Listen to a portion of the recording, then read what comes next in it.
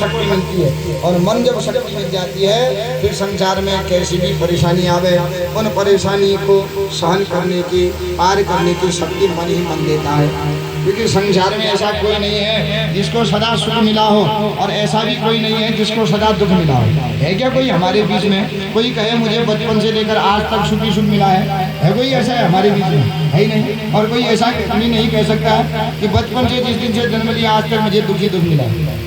तो कभी दुख मिला है तो कभी सुख भी मिला है, और कभी सुख मिला है तो वह दुख भी मिला है। क्योंकि यह संसार है। जिस प्रकार सुंदर दिन के बाद एक भयंकर काल रात्रि आती है, और रात्रि के बाद सुंदर दिवस आता है, सूर्योदय होता है, उसी प्रकार सुख के बाद दुख, दुख के बाद सुख लगा रहता है। पहले तराजू होते थे, तराजू में क्या होता था, तोलते समय कभी नीचे हो जावे कभी ऊपर हो जावे। तो यही तराजू के पलड़े की तरह सुख दुख जीवन में लगे रहते हैं, कभी इधर कभी उधर यह मन लगा रहता है। लेकिन भक्ति रूपी यह ऐसा ग्रह है, यह कृष्ण रूपी ऐसा ग्रह है जिसके जीवन में भगवत की प्राप्ति हो जाती है, या अपने मन को भगवान के चरणों में लगा लेता है।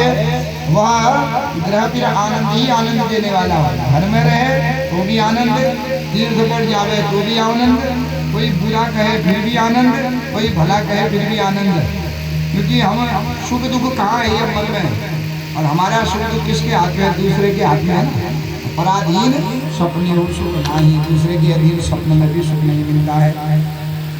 किसी ने दो शब्द अच्छे कह दिए, खूब तारीफ कर दी है, एकदम स्वर्ग पहुंच गए, आज 4 रोटी ज़्यादा खा दी, नींद भी खूब घुर घुर करके सोया, अरे उसने मेरी बड़ी तारीफ की।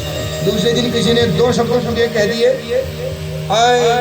मैंने खाना छोड़ दिया, रात भर नींद ना आवे, एकांतवास से कहीं जावे नहीं, क्या हुआ भैया 2-3 मुझे परेशान है, अरे उसने मुझसे ऐसा कहा।